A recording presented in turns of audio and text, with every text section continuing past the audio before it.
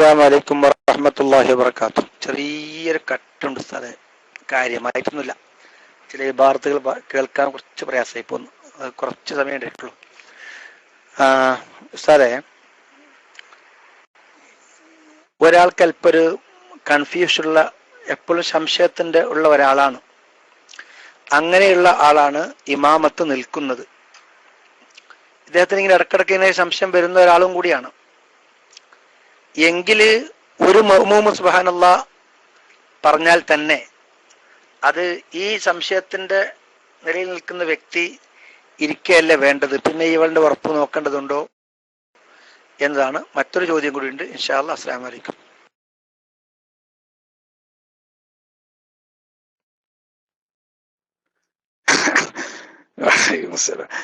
ഇയാൾക്ക് ഇന്നതിന് രാവിലെ മുതൽക്ക് ഇടക്ക് കട്ടുവരുന്നുണ്ടായിരുന്നു. ബൈലക്സിന് എന്തോ ചെറിയ പ്രയാസമുള്ള ദിവസമാണ് തോന്നുന്നത്. അല്ലാതെ നെറ്റ് വളരെ ക്ലിയർ ആണ്. ഞങ്ങൾക്ക് ഇവിടെ നെറ്റിന് യാതൊരു പ്രശ്നമില്ല. ബൈലക്സിന് എന്തോ ചെറിയ പ്രശ്നം ഉണ്ടായിരുന്നു. അതുകൊണ്ടായിരിക്കും ഇടക്ക് കട്ട് വന്നത്. എനിക്ക് കാര്യമായിട്ട് തോന്നിയിട്ടില്ല. കട്ടുണ്ടായാലും പിന്നെ മനസ്സിലാകാൻ ഞാൻ കുറച്ചൊക്കെ ഒരു പ്രയാസമുള്ള ഭാവം കൂടി ആയതുകൊണ്ട് കട്ട് വന്നാൽ പിന്നെ ഒരു നിവൃത്തി ഉണ്ടാവില്ല. ഇമാമ് ഇടക്ക് ഇങ്ങനെ സംശയം വരുന്ന ആളാണെങ്കിലും മഅ്മൂമ് സുബ്ഹാനല്ലാഹ് എന്ന് പറഞ്ഞപ്പോൾ അയാളുടെ സംശയം നീങ്ങണം എന്നായിരിക്ക. ഈ വ്യക്തിക്ക് സംശയം നീങ്ങുന്നുണ്ടോ ഇല്ലേ എന്നതാണ്. അത് എന്തുകൊണ്ടാണ് നീങ്ങാന്നൊന്നും നമുക്ക് പറയാൻ പറ്റൂല. ഒരൊറ്റ ഒരാൾ സുബ്ഹാനല്ലാഹ് എന്ന് പറഞ്ഞപ്പോ ഇയാളുടെ സംശയം നീങ്ങി, എന്നാ ഓക്കെയാണ്. ഇയാൾക്ക് അപ്പോഴും സംശയം ബാക്കിയുണ്ടെങ്കിൽ ഓക്കെ ആവൂല, അതാ പറഞ്ഞു. അയാളുടെ സംശയം നീങ്ങാൻ ചിലപ്പോൾ അത് മതിയാവും.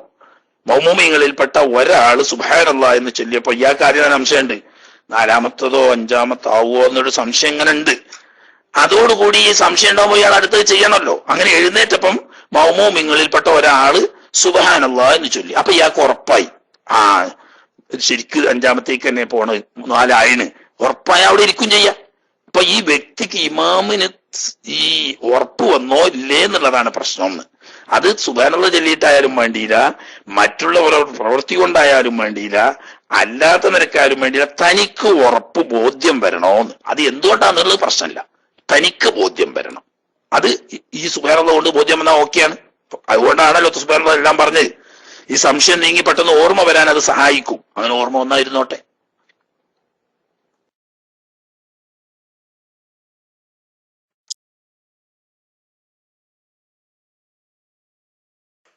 ശുക്രൻ ഉസ്താദ്.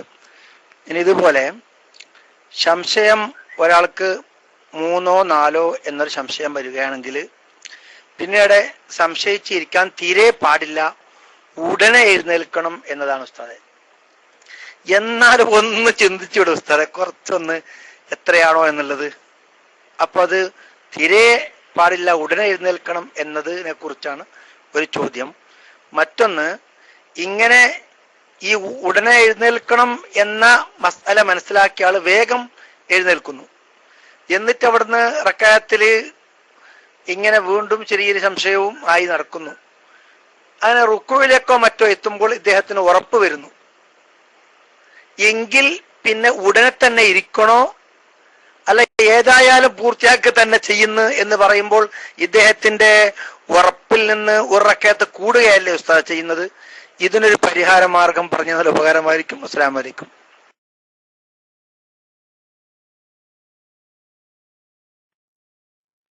വഅലൈക്കും അസ്സലാം. സംശയം വന്നാൽ അവിടെ തഫക്കുറ് ചെയ്യാൻ ഇരുന്നാൽ നിസ്കാരം ബാത്തിലാവും എന്ന് ഇമാമിങ്ങൾ പറഞ്ഞിട്ടുണ്ട്. അപ്പൊ അയാള് ഉറപ്പുള്ളത് എടുത്തിട്ട് സംശയത്തെ വിട്ട് ബാക്കി ഒരു റക്അത്ത് പൂർത്തിയാക്കണം. അങ്ങനെയാണല്ലോ. 3 or 4 എന്ന് സംശയിച്ചോടത്ത് 3 എന്തായാലും ഉറപ്പുണ്ട്, 4 ഉറപ്പില്ലാതിരുന്ന 1 എങ്ങനെ ഇരുന്ന് ആലോചിക്കാൻ സമയം വെക്കാതെ വേഗം അടുത്ത റക്അത്തിലേക്ക് എഴുന്നേറ്റു. സംശയത്തോടു കൂടി തന്നെ അയാൾ നിസ്കരിച്ചുകൊണ്ടിരിക്കുകയാണ്. അതിന്റെ ഇടക്ക് ഇപ്പോ റുക്കൂയിലെത്തിയപ്പോ ആലോചിച്ച് പറയുന്നതാ, റുക്കൂയിലെത്തിയപ്പോ ഇയാൾക്ക് ഉറപ്പായി ഇത് 5ാമത്താണ്. എന്നാൽ ഉടനെ പിന്നെ 2 വട്ടം ആലോചിക്കാൻ പാടില്ല. 5ാമത്താണെന്ന് ഉറപ്പായാൽ അവിടെ നിന്ന് നേരെ അത്തഹിയ്യാത്തിന്റെ ഇരുത്തത്തിൽ വരിക, ഇരുന്ന് അത്തഹിയ്യാത്ത് ഓതി സഹ്വിന്റെ സുജൂദ് ചെയ്ത് സലാം വിട്ടുക. അല്ല ഇത് 5ാമത്തതാണ്, എന്ന് ഓർമ്മ വന്നു കഴിഞ്ഞാൽ ഏതായാലും ഇപ്പൊ ഇവിടേക്ക് എത്തിയില്ലേ, ഇനി ബാക്കി കുറച്ചല്ലേ ഉള്ളൂ എന്നുള്ളവർക്ക് ബാക്കിയും കൂടി ചെയ്യാൻ പോയാൽ നിസ്കാരം ബാത്തിലാകും. അരൂരെ പണ്ട് പിരാന്തന്റെ കഥ പറഞ്ഞേക്കാം. പിരാന്തൻ പറഞ്ഞു അനങ്ങിയാ തല്ലൂന്ന് പറഞ്ഞു. അപ്പം പേടിച്ചിട്ട് ആ മുണ്ടാതങ്ങ് നിന്നു. അപ്പം മുണ്ടിയാ തല്ലൂന്ന് പറഞ്ഞു ആദ്യം. അപ്പൊ മുണ്ടോതെ നിന്നു. മുണ്ടാനാ തല്ലൂന്ന് പറഞ്ഞു. പിന്നെ ഇവന് എന്താ കാട്ടുക എന്ന കോലത്തിലാണ്. അവിടെ ആലോചിക്കാൻ ഉത്തരനമസ്കാരം പാത്രവും. അപ്പൊ പിന്നെ അടുത്തതിന് പോവുക. പോയി ഇടക്ക് വെച്ച് ഓർമ്മ വന്നാ ഉടനെ ഇരിക്കുക. പിന്നെ മുന്നോട്ട് പോയാൽ അപ്പവും പാത്തിലാവും.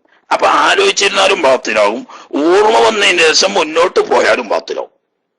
അപ്പൊ ഓർമ്മ വരുന്നില്ലെങ്കിൽ ആ സംശയത്തോടു കൂടിയാണെങ്കിൽ അടുത്ത റക്അത്ത് കയ്യോട് നിൽക്കരിക്കാം, എന്നിട്ട് സഹ്വിന്റെ സുജൂദ് ചെയ്യാം. ഈ ഇടയ്ക്ക് എപ്പോഴാണോ ഓർമ്മ വന്ന്, ഇപ്പൊ ഉദാഹരണം അവിടെ നിന്ന് റുക്കൂന്നൊന്നുമില്ല, ഒന്നാമത്തെ സുജൂദ് എന്നാ ഓർമ്മ നോട്ടിക്കോളി, എന്നാ പിന്നെ ഞാൻ പൂർത്തിയാക്കാൻ പാടില്ല. ഉടനെ അത്തയ്യാത്തിലിരുന്ന് സഹ്വിന്റെ സുജൂദ് ചെയ്ത് സലാം വീട്ടുക. അപ്പൊ ഓർമ്മ വരുന്നില്ലെങ്കിൽ സംശയത്തോടു കൂടി നിൽക്കാൻ പാടില്ല, ഉറപ്പാക്കാൻ വേണ്ടി അടുത്ത റക്അത്തിലേക്ക് പോവുക. ഇടയ്ക്ക് വെച്ച് ഓർമ്മ വന്നാൽ അവിടെ വെച്ച് നിർബന്ധമായി നിർത്തി അത്തയ്യാത്തിലേക്ക് വന്ന് അത്തയ്യാത്ത് ഓതി സഹ്വിന്റെ സുജൂദ് ചെയ്ത് സലാം വീട്ടുക. ഓക്കെ.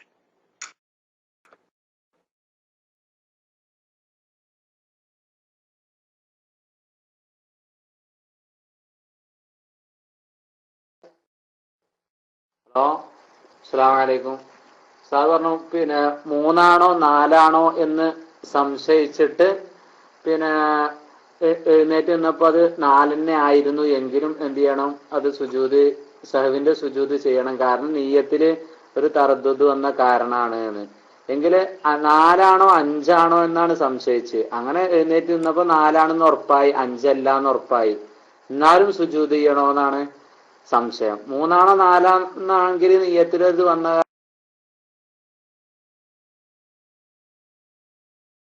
കാരണം സുജൂദ് ചെയ്യുന്ന പിന്നെ സുജൂദ് ചെയ്യണോ, 4 ഉറപ്പായ സുജൂദ് ചെയ്യണോന്നൊന്ന് പറഞ്ഞു നന്നായിരുന്നു.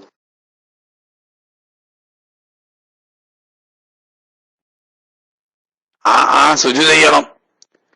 എപ്പോ എഴുന്നേറ്റതിന് ശേഷമാണ് 4 ഉറപ്പായതെങ്കിൽ സുജൂദ് ചെയ്യണം. അതായത് 3-ാമത്തെ റക്അത്താണോ ഇത് 4-ാമത്തെ റക്അത്താണോ എന്ന് സംശയിച്ചു. അപ്പൊ അവിടെ എന്ത് വേണം, സംശയമുള്ളത് ഒഴിവാക്കി ഉറപ്പുള്ള എടുക്കണം എന്നാണല്ലോ കണക്ക്. നമ്മളെ കാവനൂർ ഉസ്താദ് ഹദീസ് അടിച്ചു കണ്ടില്ലേ, ദയമാ യരീബുക്ക ഇലാ മാലാ യരീബുക്ക. അതാണ് നിന്നെ സംശയത്തിലാക്കുന്ന കാര്യത്തെ വിട്ടിട്ട് സംശയമില്ലാത്ത എടുത്തോ എന്നാ പറഞ്ഞു. അപ്പൊ 3-ാമത്തതോ 4-ാമത്തതോ എന്ന് സംശയിച്ചാൽ 3 ഉറപ്പാണ്, 4 ശക്കാണെന്നാണല്ലോ. അപ്പൊ 3 ഉറപ്പിച്ച് അടുത്ത റക്അത്തിലേക്ക് എഴുന്നേറ്റു.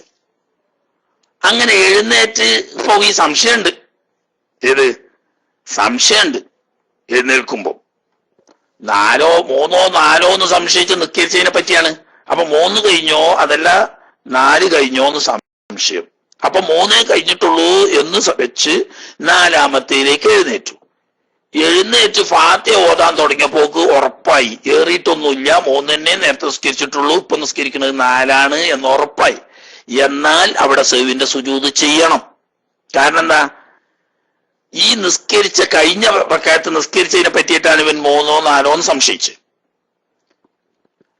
അപ്പൊ 3 പിന്നിപ്പം ബോധ്യപ്പെട്ടതെങ്കിലും നേരത്തെ 4-ാമത്തതും ആകാൻ സാധ്യത ഉണ്ടല്ലോ.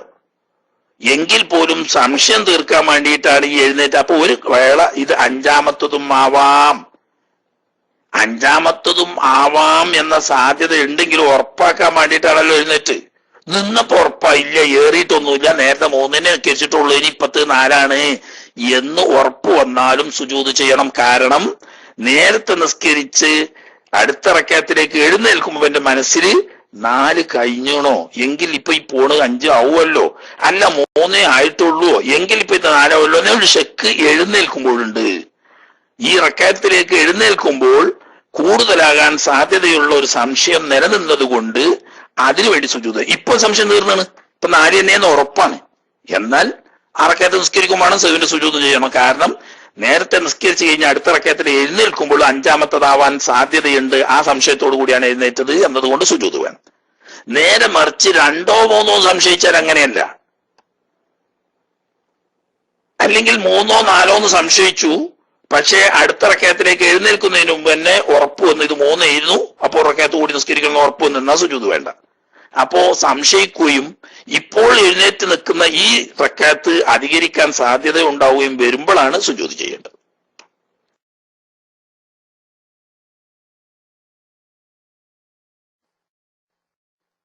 അപ്പൊ എഴുന്നേറ്റ് നിന്നപ്പോ അത് 5ാമത്തെ റക്കായത്താണ്. അപ്പൊ 5ാമത്തെ റക്കായത്തിന്റെ ഇടയിലാണ് അത് 5 എന്ന് ഉറപ്പ് വന്നത്. ഉദാഹരണം അതിന്റെ ഒരു റുക്കുവൊക്കെ എത്തിയിട്ട് എന്നാ അവിടുന്ന് അങ്ങോട്ട് ഇരിക്കുകയാണോ വേണ്ടി അതോ ആ റക്കായത്ത് പൂർത്തിയാക്കി സഹവിന്റെ സുജൂദ് ചെയ്യുകയാണോ വേണ്ടതെന്ന് പറഞ്ഞാൽ നന്നായിരുന്നു.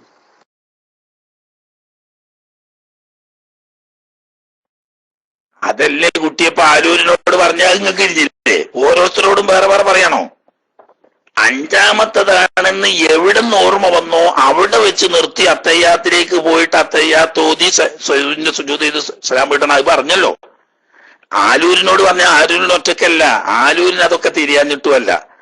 ആലൂര് ഇനി കേൾവിക്കാരുടെ കൂട്ടത്തിൽ ആരെങ്കിലും സംശയക്കാരുണ്ടെങ്കിൽ അവരുടെ സംശയം തീർന്നോട്ടെ എന്നുള്ള നിലക്കാണ് മൂപ്പര് സംശയം ചോദിച്ചത്. നിങ്ങൾക്ക് സ്വന്തം തന്നെ ഒന്ന് കിട്ടണമെങ്കിൽ ആയിക്കോട്ടെ, ഇനിയിപ്പൊ അതിനും കേടില്ല. മനസ്സിലായില്ലേ? ഇങ്ങക്ക് സ്വന്തം തന്നെ ഇപ്പൊ പറഞ്ഞ് ഇടക്ക് വെച്ചിട്ട് നൃത്തത്തിന്റെ ഫാത്തിഹ ഓതിക്കൊണ്ടിരിക്കുമ്പോഴോ അത് കഴിഞ്ഞ് റുക്കൂയിലെത്തിയപ്പോഴോ അതും അല്ലെങ്കിൽ എത്തിദാലിലെത്തിയപ്പോഴോ എപ്പോഴാടും വേണ്ടില്ല ഇത് 5ാമത്തതാണെന്ന് ഓർമ്മ വന്നാൽ പിന്നെ മുന്നോട്ട് പോകാൻ പാടില്ല. മുന്നോട്ട് പോയ സംസ്കാരം പാത്തിലാവും. 5ാമത്തതാണെന്ന് ബോധ്യം വന്നാൽ ഉടനെ ഇരുത്തത്തിലേക്ക് വരിക, അത്തയ്യാത്ത് ഓതുക, സഹവിന്റെ സുജൂദ് ചെയ്യുക, സലാം വീട്ടുക. ഓക്കെ. പിന്നെ ബാക്കി ഏതായാലും ഇപ്പൊ ഇവിടെ എത്തിയില്ല ഞാൻ പൂർത്തിയാക്കാന്ന് പറയാൻ പറ്റൂല. അങ്ങനെ ചെയ്താൽ നിസ്കാരം ബാത്തിലായി പോകും.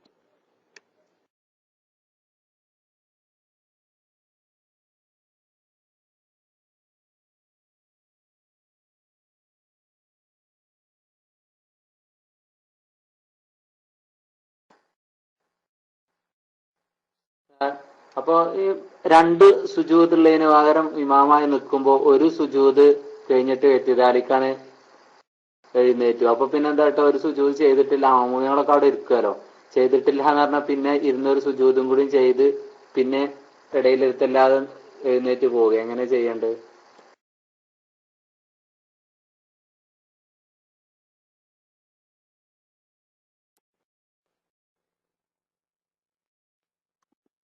അത് വേറൊരു ചോദ്യല്ലേ.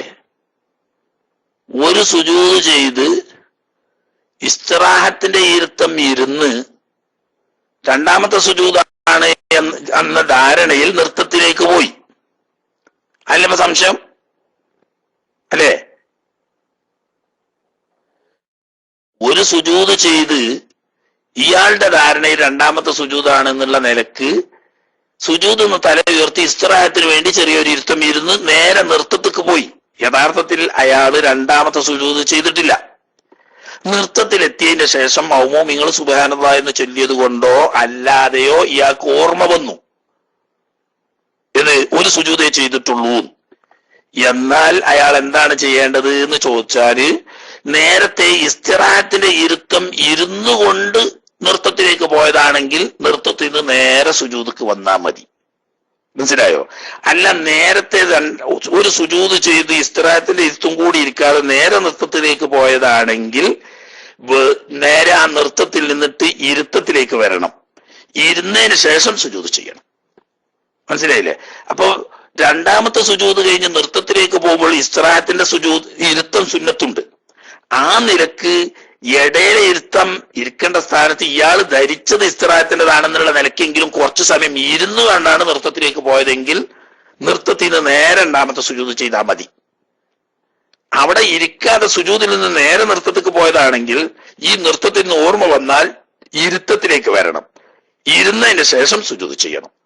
കാരണം എന്താ, നേരത്തെ ഇസ്തിറാഹത്തിന്റെ ഇരുത്തം എന്ന് ഇയാൾ കരുതിയെങ്കിലും ആ ഇരുത്തം അവിടെ ഇരുന്നിട്ടുണ്ടെങ്കിൽ സുജൂദിന്റെ ഇടയിലെ ഇരുത്തത്തിന്റെ ഫർദ് വീടും. അപ്പൊ ഇയാള് ഇസ്തിറാഹത്തിന്റെ ഇരുത്തം എന്നാണല്ലോ കരുതിയത് എന്നോട് കുഴപ്പമില്ല. കാരണം അയാളുടെ മേൽ നെല്ലാൽ ഫർദായ ഇരുത്തമാണുള്ളത്. അയാള് പേച്ചുകൊണ്ട് ഇസ്തിറാഹത്തിന്റെ ഇരുത്തം എന്ന് കരുതിയിട്ടുണ്ടെങ്കിലും അതുകൊണ്ട് കുഴപ്പമില്ല, അയാളുടെ ഫർദ് വീടി. അപ്പൊ ഇനി 2ാമത്തെ സുജൂദ് മാത്രം ചെയ്താൽ മതി. അപ്പൊ നേരെ നൃത്തത്തിൽ സുജൂദക്ക് വരിക. ഈ ഇടയിൽ ഇസ്തിറാഹത്തിന്റെ ഇരുത്തം ഇരിക്കാതെ നേരെ നൃത്തത്തിക്ക് പോയതാണെങ്കിൽ ഇയാൾ ഒരു സുജൂദ് കഴിഞ്ഞിട്ട് ഇടയിൽ ഇരുത്തം എന്ന് പറഞ്ഞൊരു ഫർദ് ചെയ്യാൻ ബാക്കിയുണ്ടല്ലോ. അപ്പൊ ഇരുത്തത്തിൽ വന്ന് ഇരുന്നതിന് ശേഷം സുജൂദ് ചെയ്യണം. ഓക്കെ.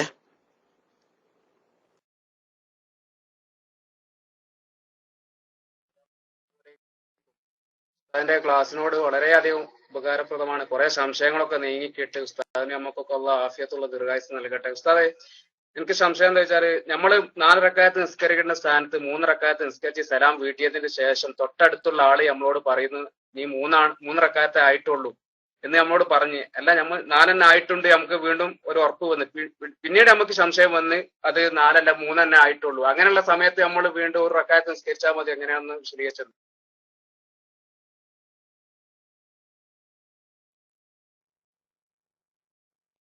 ആ 3 റക്അത്ത് നിസ്കരിച്ച് മറന്ന് നമ്മൾ 4 ആയി എന്നുള്ള ഓർമ്മയിൽ ധാരണയിൽ സലാം വീട്ടി. സലാം വീട്ടിയപ്പോ ഒരാള് പറഞ്ഞു, ആ നിസ്കാരത്തിലുള്ള നമ്മളെ കൂടെ നിസ്കരിച്ചവനായാലും അല്ലാത്തവരായാലും വണ്ടിയിൽ ഒരാൾ പറഞ്ഞു നിങ്ങൾ 3 നിസ്കരിച്ചിട്ടുള്ളൂ, 3 റക്അത്തിലാണ് സലാം വീട്ടി എന്ന് പറഞ്ഞു. ഈ പറഞ്ഞ അടിസ്ഥാനത്തിൽ നമ്മൾ മാറേണ്ടതില്ല. നമുക്ക് അതുകൊണ്ട് ബോധ്യം വന്നു, അല്ലെങ്കിൽ സംശയമായി. ഉറപ്പ് എന്നുള്ളൊന്നുമില്ല, സംശയം വന്നാലും മതി. അല്ല 3 ആയിട്ടുള്ളൂ, 4 എന്നാ പിന്നെ സംശയത്തിന് നിൽക്കണ്ട. ഉറപ്പുള്ള 3 ആണെന്ന് എടുത്തിട്ട് 1 റക്അത്ത് കൂടി നിസ്കരിച്ച് സഹ്വിന്റെ സുജൂദ് ചെയ്ത് സലാം വീട്ടുക. കുറെ നേരം കഴിഞ്ഞതിന് ശേഷമാണെങ്കിൽ അതിന്റെ അടുത്ത് വുദു മുറിയുകയോ അതുപോലെ തന്നെ നിസ്കാരം മറന്നു ചെയ്താൽ നിസ്കാരം ബാത്തിലാവുന്ന അധികരിച്ച പ്രവൃത്തിയോ അധികരിച്ച സംസാരമോ പോലത്തെ കാര്യങ്ങൾ ചെയ്യുകയോ ചെയ്താൽ പിന്നെ തലക്കുന്ന നിസ്കാരം തുടങ്ങണം.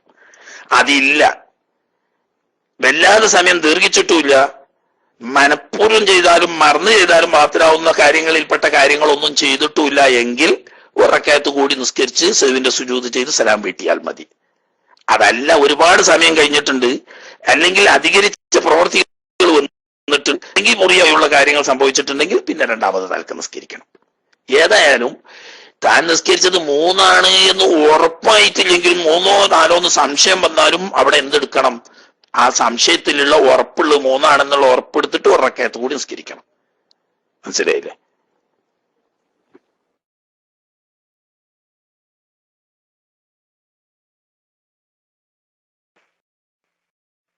അസ്സലാമു അലൈക്കും വറഹ്മത്തുള്ളാഹി. മറുചോദ്യത്തിന് ചോദിക്കാം. ഉസ്താദേ, ദുൽയദൈനിന്റെ ഹദീസ് പറഞ്ഞല്ലോ, ഇമാമ് നിസ്കരിച്ച് കഴിഞ്ഞ ഉടനെ സലാം വീട്ടിയ ഉടനെ മഅ്മൂമികൾ പറയുന്നു 1 റക്അത്ത് കുറവാണ് എന്ന്. അപ്പൊ മഅ്മൂമ് ഇമാമ് ചോദിക്കുകയാണ് തന്നെ കുറവാണോ? ആ കുറവാണ് എന്നവർ പറയുന്നു. അപ്പൊ അത്യാവശ്യ സംസാരം ഇവിടെ കഴിഞ്ഞു, അഹ്ബു ചെയ്യുന്ന സംസാരം കഴിഞ്ഞു. അപ്പൊ ഇമാമ് പറയാണ് എന്നാൽ പിന്നെ വേഗം 1 റക്അത്തും കൂടി എഴുന്നേൽക്കുവീൻ എന്ന് പറയുകയും പിന്നെ ഉടനെ മഅ്മൂമുകൾ ചോദിക്കുന്നു അല്ല ആദ്യം നിസ്കരിക്കുകയാണോ അല്ല ഇതന്നെ മതിയോ, 1 റക്അത്ത് കൂട്ടിയാൽ മതിയോ എന്ന് ചോദിക്കുകയും ചെയ്താൽ ഇത് ഈ നേരത്തെ കുറഞ്ഞ സംസാരം എന്നതിൽ ഉൾപ്പെടുമോ ഉസ്താദെ? അല്ലെങ്കിൽ അനാവശ്യ സംസാരം കൂടി ഉൾപ്പെട്ടത് കൊണ്ട് ഈ നിസ്കാരം നഷ്ടപ്പെടുമോ? ഒന്ന് വിശദീകരിച്ചാൽ നന്നായിരിക്കും. അസ്സലാമു അലൈക്കും. ഈ ആലൂരിന്റെ ഓരോരോ അതെ, ആദ്യം മഅ്മൂമിങ്ങൾ പറഞ്ഞു 3 റക്അത്തെ നിസ്കരിച്ചിട്ടുള്ളൂ, 1 റക്അത്ത് കുറവാണ്. തന്നെ 3 നിസ്കരിച്ചിട്ടുള്ളൂ, 4 ആയിട്ടില്ല. ഞാൻ ഇപ്പൊ 4 ആയി എന്നുള്ള നിലക്കാണല്ലോ സലാം വീട്ടിയെ. ഇല്ല, 3 ആയിട്ടുള്ളൂ. അപ്പൊ ഇയാൾക്കും ഓർമ്മ. എന്നാൽ പിന്നെ വേഗം എഴുന്നേറ്റ് 1 റക്അത്ത് നിസ്കരിച്ച് സഹ്വിന്റെ സുജൂദ് ചെയ്ത് സലാം വീട്ടിയാൽ മതി.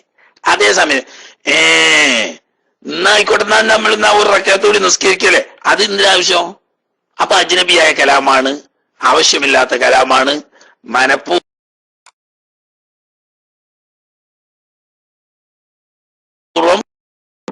ഇതാ കുറഞ്ഞെങ്കിലും ഒരു അറഫോ ആകിലോ. അതേസമയത്ത് ഈ സംശയം നീങ്ങുന്നത് വരെ അതിനാവശ്യമായ സംസാരങ്ങൾ 1, 2, 3, 4 കലിമത്ത് വരെ അഫു ഉണ്ട് എന്ന് പറഞ്ഞ് ഈ സംശയം നീങ്ങാൻ വരെ ആവശ്യമുള്ള കലിമത്തുകൾ മാത്രമാണ്. സംശയം നീങ്ങി കഴിഞ്ഞതിന് ശേഷം എന്നാ പിന്നെ മൂപ്പര് എന്നാ പിന്നെ നമ്മൾ 1 റക്അത്തോടെ നിസ്കരിക്കാൻ ഇതിന്റെ ബാക്കിയല്ല. മനസ്സിലായില്ലേ? അപ്പൊ അത് അധികരിച്ച കലാമ് എന്ന് പറയുന്ന 4 കലിമത്തിനേക്കാൾ അധികരിച്ച് വന്നാൽ മറന്നാണെങ്കിൽ പോലും നിസ്കാരം ബാത്തിലാവുന്ന വകുപ്പിൽ പെടുന്നതായത് കൊണ്ട് ഇത് ശെക്കിന്റെ വകുപ്പിൽ പെടുന്നുമില്ല എന്നതുകൊണ്ട് തന്നെ വേഗം പിന്നെ തുടക്കത്തിൽ നിസ്കരിച്ച. മനസ്സിലായില്ലേ? സംശയം നീങ്ങുന്നത് വരെയുള്ള കലാമ് 4 കലിമത്തിന്റെ ഉള്ളിൽ ഒതുങ്ങുന്നതാണെങ്കിൽ കുറഞ്ഞത് എന്ന പരിധിയിൽ വരുന്നത് കൊണ്ട് ബാക്കി നിസ്കരിച്ച് സുജൂദ് ചെയ്ത് സലാം വീട്ടിയാൽ മതിയാകും. അതേസമയത്ത് ബോധ്യപ്പെട്ടതിന് ശേഷം പിന്നെ ഒന്ന് ക്ലിയർ ചെയ്യാൻ വേണ്ടിയിട്ടുള്ള കെലിമത്ത് അർത്ഥമുള്ള ഒരക്ഷരമോ അർത്ഥമില്ലാത്ത രണ്ടക്ഷരമോ മനഃപൂർവ്വം ചെയ്താൽ നിസ്കാരം ബാത്തിലാവും എന്ന പരിധിയിൽ വരും. അതുകൊണ്ട് നിസ്കാരം ബാത്തിലാവും. അപ്പൊ തലക്കം തുടങ്ങണം. ഓക്കെ.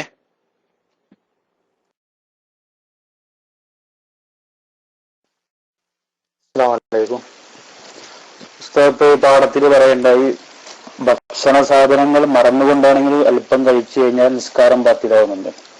അപ്പൊ എനിക്കുള്ള സംശയം, ചില സമയത്ത് ഈ ഭക്ഷണം കഴിച്ചുള്ള അവശിഷ്ടം പല്ലിന്റെ ഇടയിലേക്ക് അവശേഷിക്കും. ഇപ്പം എല്ലോ മുള്ളോ അല്ലെങ്കിൽ മറ്റെന്തെങ്കിലും അവശിഷ്ടങ്ങൾ ഇത് നിസ്കാരത്തിനിടയിൽ പുറത്തു വന്നു. ഇങ്ങനെ ആകുമ്പോൾ നിസ്കാരം ബാത്തിലാകുമോ?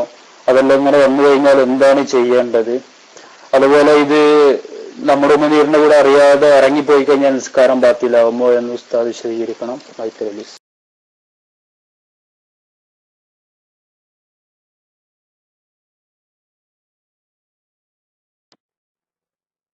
ഭക്ഷണം അറിയാതെ പല്ലിന്റെ ഇടയിലോ മറ്റോ ഉള്ള ഭക്ഷണത്തിലൂടെ ഉമിനീര് അറിയാതെ നടക്കുകയും അതറിയാതെ ഉള്ളിലേക്ക് കടക്കുകയും ചെയ്താൽ അതുകൊണ്ട് നിസ്കാരം ബാത്തിലാവൂല. എന്നാൽ ഈ ഭക്ഷ്യവസ്തു കുറഞ്ഞതാണ്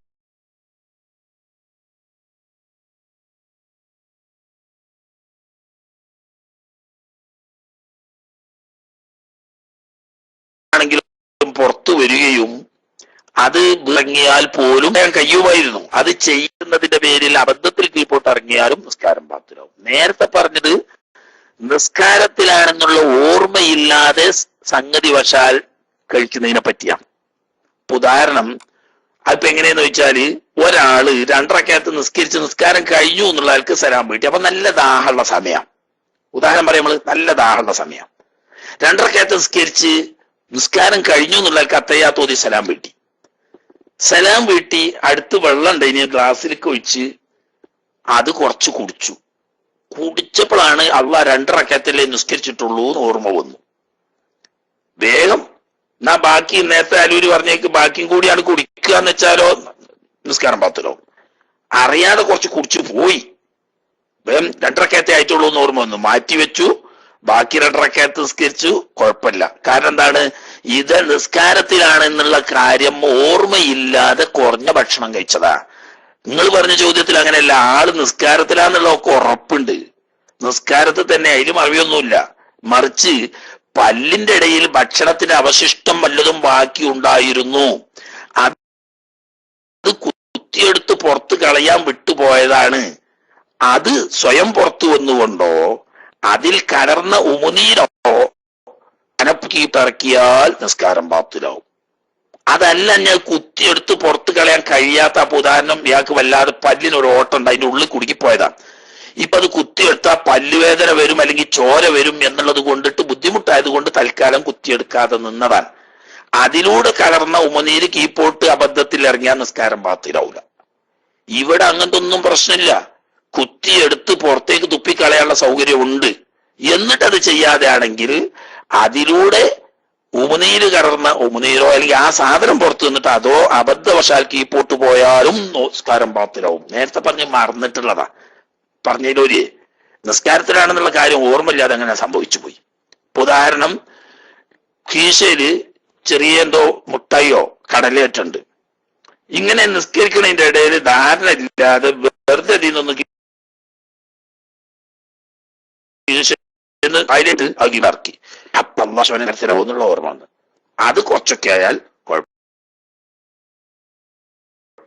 അതേ സമയത്ത് ഇത് ഉമിനീർന്നു അല്ലെങ്കിൽ അന്നയോ പുറത്തു വന്ന ഭക്ഷണത്തിന്റെ അവശിഷ്ടം മനഃപൂർവ്വം കീപ്പോട്ട് ഇറക്കിയാൽ നിസ്കാരം ബാത്തിലാവും.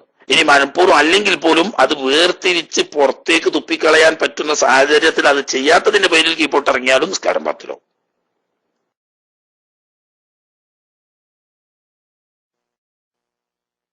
അസ്സലാമു അലൈക്കും വറഹ്മത്തുള്ളാഹി. ഞാനൊരു ഭാരത്ത് വായിക്കാം.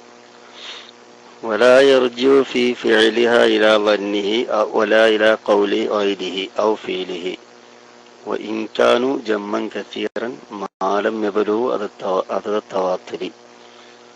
ഇവിടെ ഒരാളെ വാക്കിന്റെ മേൽ ചാരണം കൊള്ളേണ്ടതില്ല, ഫീലിന്റെ മേലും ചാരണം കൊള്ളേണ്ടതില്ല, എത്ര ആൾക്കാരായാലും ശരി എന്ന് പറഞ്ഞിരുന്നു.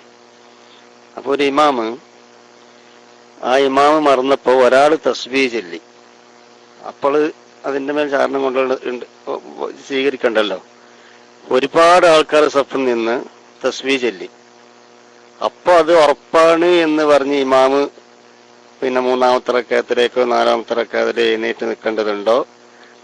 അല്ല, അയാളെ ഉറപ്പ് അനുസരിച്ച് അല്ല, ഞാൻ നിസ്കരിച്ചിട്ടില്ല എന്നുള്ള ഉറപ്പിൽ തന്നെ നിൽക്കണോ? ആൾക്കാരുടെ എണ്ണം നോക്കിയിട്ടാണോ സ്വീകരിക്കേണ്ടത് എന്നുള്ളതാണ് ചോദ്യം. മൈക്ക് വിട്ട് തസ്ബീഹ് ചെല്ലുന്നിടത്താണ് ഈ പറഞ്ഞത് എന്നുകൂടെ ഓർമ്മപ്പെടുത്തുന്നു. മൈക്ക് വിട്ട്. അസ്സലാമു അലൈക്കും.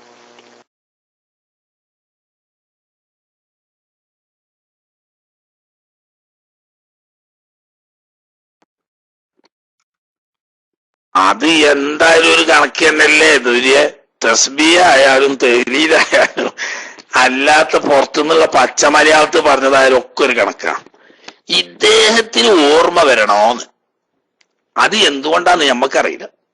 ഓർമ്മ വരുന്നതേ ഞമ്മക്ക് പൊടിയാടൊന്ന്. പണ്ട് ചെങ്ങായി പറയുന്നത് കേട്ട നിങ്ങള്, എന്തോ ഒരു സാധനം വാങ്ങിക്കൊണ്ടുവന്ന് പെരയെ കൊണ്ടുവന്ന് പെണ്ണുങ്ങളെ അടുത്ത് കൊടുത്ത്, എന്താ മൂപ്പരേത് എന്ന് വെച്ചു പെണ്ണുങ്ങളെ. അപ്പൊ മൂപ്പര് പറഞ്ഞു കോമു മീനാന്ന് പറഞ്ഞ് ഞാൻ 4 ഉറുപ്പ്യക്ക് വാങ്ങി. നിങ്ങൾക്ക് തിരിച്ചു പറഞ്ഞ ഞങ്ങളെ മലപ്പുറം ഭാഷയാണ് എന്ന് പറഞ്ഞാല് സാധനം എന്തോന്ന് കണ്ടിട്ട് ഇത് എന്താന്ന് തന്നെ തിരിയണില്ല ആർക്ക്? പെണ്ണുങ്ങൾക്ക്. അപ്പൊ പുലിയാപ്പളിനോട് ചോദിക്കാം എന്താ സാധനം. അപ്പൊ മൂപ്പർക്കും അറിയില്ല. മൂപ്പര് പറഞ്ഞെന്താ, എന്റെ കൂടെ എന്റെ ഒരു ചെങ്ങായിണ്ട് കോമു എന്നാവും എന്റെ പേര്. കോമു പറഞ്ഞത് മീനാണ് എന്ന്. ഞാൻ 4 ഉറുപ്പ്യ കൊടുത്തിട്ട് അത് വാങ്ങിയതാണ്, ബാക്കിയുള്ള അവസാനം എന്നോട് ചോദിക്കണ്ട. മറ്റൊരു സുബ്ഹാനല്ലാഹ് എന്ന് പറഞ്ഞു, ഞാൻ കൊത്തിരുന്നു. പറ്റൂല പറഞ്ഞു. മനസ്സിലായില്ലേ? അത് ഒരാൾ ചൊല്ലിയാലും പറ്റൂല, 25 ആള് ചൊല്ലിയാലും പറ്റൂല. മറ്റൊരു സുബ്ഹാനല്ലാഹ് ഇല്ലേ നിങ്ങൾക്ക് ഇരിക്കാൻ പറ്റൂല. മറിച്ച് നിങ്ങളുടെ മനസ്സിൽ ഓർമ്മ വരണം. എങ്ങനെ ആ ഓർമ്മ വരാൻ കാരണം അയാൾ സുബ്ഹാനല്ലാഹ് ഈ പറഞ്ഞ മൗമൂമ് സുബ്ഹാനല്ലാഹ് എന്ന് ചൊല്ലിയപ്പോ ഇമാമാവുന്ന നിങ്ങൾക്ക് ബോധ്യം വന്നു, ഞാൻ നിസ്കരിച്ചത് 4 തന്നെ കഴിഞ്ഞാണ്, 5-ാമത്തേക്ക് എഴുന്നേറ്റതാണ്. നിങ്ങളെ മനസ്സിൽ ഓർമ്മ വന്നാൽ ഉടനെ ഇരുന്നോളി. അത് ഒരാൾ ചൊല്ലിയാലും ഇരിക്കാം. ആ ഓർമ്മ നിങ്ങളെ മനസ്സിലേക്ക് വരുന്നില്ലെങ്കിൽ 25 ആള് ചൊല്ലിയാലും ഇരിക്കാൻ പറ്റൂല. അതാ പറഞ്ഞത്. എന്തുകൊണ്ട് നിങ്ങളെ മനസ്സിൽ ഓർമ്മ വന്നു എന്ന് നമുക്ക് പറയാൻ പറ്റൂല. നിങ്ങളെ മനസ്സിന് ബോധ്യം വരണം, ഞാൻ ഇപ്പോൾ നിസ്കരിക്കുന്നത് അധികരിച്ചതാണ്, എണ്ണം കഴിഞ്ഞതാണ് എന്ന് നിങ്ങൾക്ക് ഓർമ്മ വന്നായിരിക്കുക. നിങ്ങൾക്ക് ഓർമ്മ വരാതെ മറ്റൊരു ചെല്ലിയയിൽ നിങ്ങൾ നിൽക്കാൻ പറ്റൂല. ഓക്കെ, കോമു മീനാന്ന് പറഞ്ഞാൽ നിങ്ങൾ വാങ്ങാൻ പറ്റില്ല, നിങ്ങൾക്ക് തിരിയണം മീനാണ്. അത് കോമു പറഞ്ഞുകൊണ്ട് തിരിഞ്ഞാലും വേണ്ടില്ല. എന്നാ നിങ്ങൾ പറഞ്ഞാലേ മീനാണ്. ഇങ്ങനെ ഉണ്ടേക്കും മീന് അങ്ങനെ പറയാം. അല്ല, കോമു മീനാന്ന് പറഞ്ഞു കഴിഞ്ഞാൽ ഞാൻ 4 ഉറുപ്പ്യക്ക് വാങ്ങിയെന്ന് പറഞ്ഞാൽ പറ്റൂല. നിങ്ങൾക്ക് ശക്ക് തീരണം. നിങ്ങൾക്ക് എങ്ങനെ ശക്ക് തീർന്നത് നമുക്കറിയില്ല. നിങ്ങൾക്ക് ശക്ക് തീരാതെ മറ്റൊരു പറഞ്ഞതിന്റെ പേരിൽ മാറാൻ പറ്റൂല.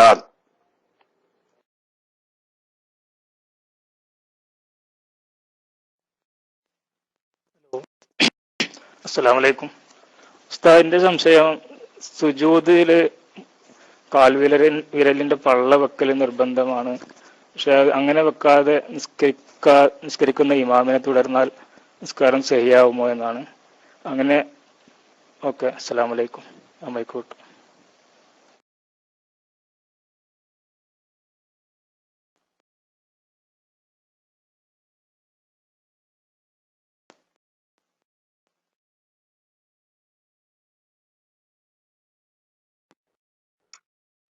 മൈക്ക് അല്ലാതെ കട്ട് വരുന്നുണ്ടല്ലോ ഹബീബേ, പൂർണ്ണമാണില്ല ശബ്ദേ.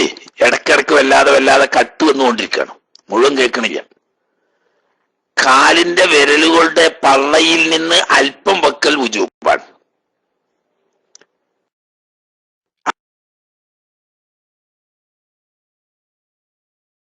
അത് എല്ലാ കാലിന്റെയും വിരലുകളുടെ പള്ളകളിൽ നിന്ന് അല്പമെങ്കിലും വെക്കണം. ഓരോ വിരലിന്റെ പള്ള വെച്ചാലും ഫർള് വിടും. തീരെ വെക്കാതെ കുത്തി വെച്ചിട്ടുള്ളൂ, വിരലിന്റെ തുഞ്ചം മാത്രം ഇങ്ങനെ കുത്തി വെച്ചിരിക്കുകയാണെങ്കിൽ ഷാഫി മദ്ഹബിലെ മുഅ്തമദ് അനുസരിച്ച് സുജൂദ് സഹിയാവുകയില്ല.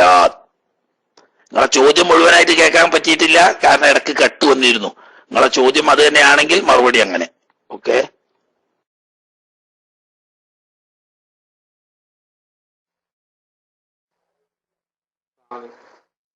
പിന്നെ ഒരു നിസ്കരിക്കുമ്പോ റുക്കോഴ് ചെയ്യാതെ പെട്ടെന്ന് മറന്നിട്ട് സുജൂദിക്ക് അങ്ങോട്ട് പോയി. സുജൂദ് കഴിഞ്ഞു, ഇനിയിപ്പോ തുടർന്ന് അങ്ങനെ നിസ്കരിച്ചാൽ മതി, അത് വന്ന് റുക്കോഴ് ചെയ്ത് പിന്നെ വീണ്ടും സുജൂദ് ചെയ്യുകയാണോ വേണ്ടതെന്ന് പറഞ്ഞെന്ന നന്നായിരുന്നു. വൈക്കോട്ടു.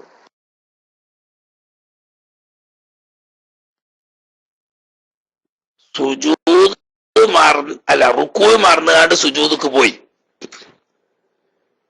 സുജൂദ് എത്തിയതിന്റെ ശേഷം നിങ്ങൾക്ക് ഓർമ്മ വന്നോ? ഒന്നാമത്തെ സുജൂദിൽ ഓർമ്മ വന്നു, അല്ലെങ്കിൽ ഇടയിലിരുത്തത്തിൽ ഓർമ്മ വന്നു, അല്ലെങ്കിൽ രണ്ടാമത്തെ സുജൂദിൽ ഓർമ്മ വന്നു. എപ്പോഴാണോ ഓർമ്മ വന്നതെങ്കിൽ ഓർമ്മ വന്ന ഉടനെ നൃത്തത്തിലേക്ക് തന്നെ മടങ്ങിപ്പോയി റുക്കൂ ചെയ്ത് ഇഅ്തിദാൽ ചെയ്ത് രണ്ടാമത് സുജൂദിലേക്ക് വരണം. സഹ്വിന്റെ സുജൂദും ചെയ്യണം. അതേ സമയത്ത് റുക്കൂ ഒഴിവാക്കിയ കാര്യം ഒന്നാമത്തെ സുജൂദ് ചെയ്തപ്പോഴും ഓർമ്മയില്ല, ഇടയിലിരുന്നിരുന്നപ്പോഴും ഓർമ്മയില്ല, രണ്ടാമത്തെ സുജൂദിലും ഓർമ്മയില്ല, അടുത്ത റക്അത്തിലെ നൃത്തത്തിലാണ് ഓർമ്മ വന്നത്. എന്നാ ഓർമ്മ വന്നാ ഉടനെ റുക്കൂ ചെയ്യണം. ഇനി നൃത്തത്തിലും ഓർമ്മ വന്നില്ല, അടുത്ത റക്അത്തിലെ റുക്കൂയിലാണ് ഓർമ്മ വന്നത്, എന്നാ പിന്നെ ഇനി എവിടേക്കും പോകണ്ട, റുക്കൂ ചെയ്യ. ഒരു റക്അത്ത് അവന് നഷ്ടപ്പെട്ടു, അതുകൊണ്ട് അവസാനം പിന്നെ ഒരു റക്അത്ത് കൂടി നിസ്കരിക്കുക, അങ്ങനെ വേണ്ട. അപ്പൊ പിറ്റത്തെ റക്അത്തിലെ റുക്കൂ എത്തുന്നതിന് മുമ്പ് എപ്പോ ഓർമ്മ വന്നാലും ആ ഓർമ്മ വന്നോടത്തുനിന്ന് നേരെ ബാക്കിൽ നൃത്തത്തിലേക്ക് വന്ന് റുക്കൂ പോവുക, ഇഅ്തിദാൽ ചെയ്യുക, പിന്നെ സുജൂദ് ചെയ്യുക, പിന്നെ ഇടയിലിരിക്കുക, പിന്നെ രണ്ടാമത്തെ സുജൂദ് ചെയ്യുക. അതേ സമയത്ത് അപ്പോഴൊന്നും ഓർമ്മ വന്നില്ല, പിറ്റേത്തെ റക്അത്തിൽ റുക്കൂയിൽ എത്തിയപ്പോഴാണ് ഓർമ്മ വന്നത്. കഴിഞ്ഞ റക്അത്തിൽ റുക്കൂ ചെയ്യാതെ നേരെ സുജൂദ്, എന്നാ പിന്നെ ഇനി ഒന്നും ചെയ്യാനില്ല. ഇപ്പോഴത്തെ റുക്കൂ കൊണ്ട് ഫസ്റ്റ് റക്അത്തിൽ റുക്കൂ എണ്ണപ്പെടും. ഇനി റുക്കൂ ഇഅ്തിദാൽ പോയി, സുജൂദ് കഴിഞ്ഞു, ഇടയിലിരുത്തും കഴിഞ്ഞു, ഇപ്പൊ ഒരു റക്അത്തേ എണ്ണുള്ളൂ. ഇത് രണ്ടാമത്തെ റക്അത്താണെന്നുള്ള കത്തയ്യാത്തിരിക്കാൻ പറ്റൂല, ഒരു റക്അത്ത് കൂടി നിസ്കരിക്കണം. കാരണം എന്താന്ന് വെച്ചാൽ ഈ റുക്കൂ ഒഴിവാക്കി അടുത്ത റക്അത്തിൽ റുക്കൂ വരെ ചെയ്തത് ഒന്നും എണ്ണപ്പെടാതെ പോവും. അപ്പൊ പിറ്റത്തെ റക്അത്തിൽ റുക്കൂ ചെയ്തപ്പോഴാണ് ഓർമ്മ വന്നതെങ്കിൽ ആ റുക്കൂ ഒന്നാമത്തെ റക്അത്തിൽ റുക്കൂ ആയി വരും, ബാക്കിയുള്ളതൊക്കെ തള്ളപ്പെട്ടു പോവും. അവസാനം ഒരു റക്അത്ത്. ഈ ഇടക്ക് ഈ റക്അത്തിൽ റുക്കൂ എത്തുന്നതിന് മുമ്പ് എപ്പോ ഓർമ്മ വന്നാലും, ഏതുവരെ തൊട്ട് മുമ്പുള്ള നൃത്തത്തിലാണ് ഓർമ്മ വന്നെങ്കിൽ അവിടെ ബാക്കി ഓതി തീർക്കാൻ പറ്റൂല.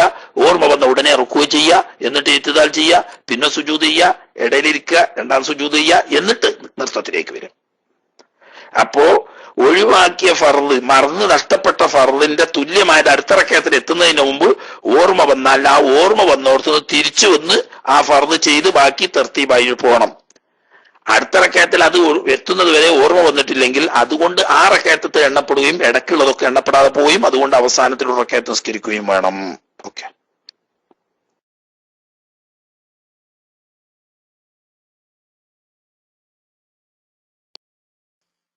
അസ്സലാമു അലൈക്കും. ഉസ്താദേ, എനിക്ക് ഉള്ള സംശയം, ഇപ്പോ മരണപ്പെട്ട് വീട്ടില് സ്ത്രീകളും മയ്യത്ത് നിസ്കരിക്കുന്നുണ്ടല്ലോ, അപ്പൊ അതിനെ പറ്റിയിട്ട് ഉള്ളൊരു സംശയമാണ്. അപ്പൊ അതിന്റെ വിധിയെ പറ്റി, ഇപ്പോ അത് സുന്നത്തായി പരിഗണിക്കപ്പെടും എന്ന് പറഞ്ഞു നിർത്താറാണ്. അപ്പോ അതിനെ പറ്റി ഒന്ന് കൂടുതലായിട്ട് അറിയാൻ, വലിയ വലിയ പണ്ഡിതന്മാരുടെ ഒക്കെ വീട്ടിൽ വരെ അങ്ങനെ സ്ത്രീകൾക്കുള്ള മയ്യത്ത് നിസ്കാരം നടന്നതായിട്ട് കേട്ടിട്ടുണ്ട്. അപ്പൊ അതിനെ കുറിച്ചിട്ട് അറിയാനാണ് താല്പര്യം.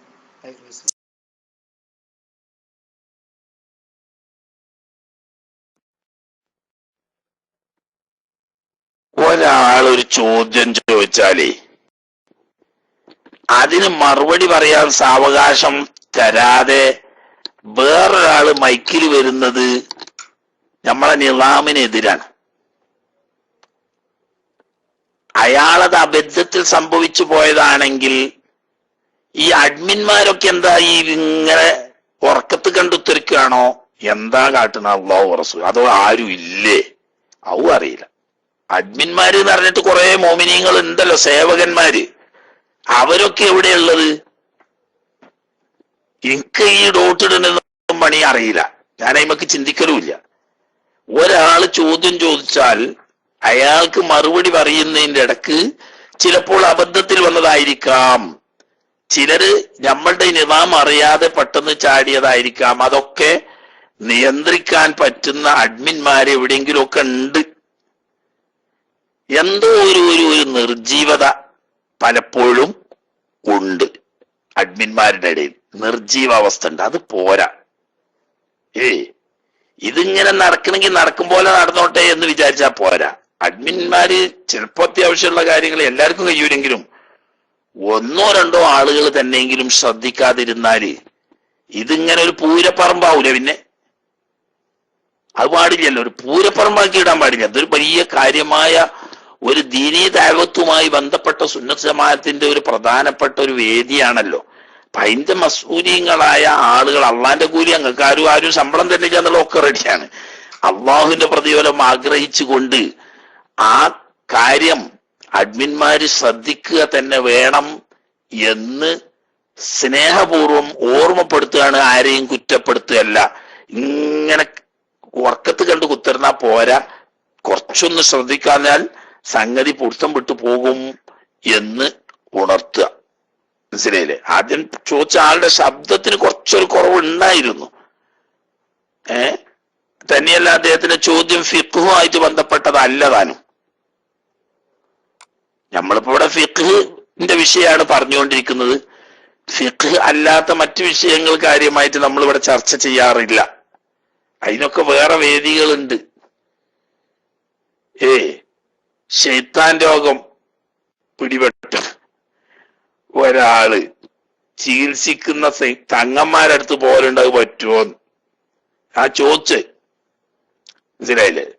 അപ്പൊ ശൈത്താൻ രോഗമാണ് പിടിപെട്ടത് എന്ന് ഇവർക്ക് ഈ ആൾക്ക് നന്നായിട്ട് അറിയുമെങ്കിൽ അതിന് എന്ത് ചികിത്സയാണ് ചെയ്യേണ്ടതെന്ന് ദീനിയായിട്ട് അറിവുള്ള ആളെങ്കിലും സമീപിച്ചിട്ട് അത് ചെയ്യുക. അല്ലെങ്കിൽ ശറഈയായ പരിധി ലംഘിക്കാതെ ചികിത്സ ചെയ്യുന്ന ആളുകളെ സമീപിച്ച് ചികിത്സ ചെയ്യിക്കുക. അത് തങ്ങളായാലും വേണ്ടിയില്ല, മോചാരായാലും വേണ്ടിയില്ല, ആരായാലും വേണ്ടിയില്ല.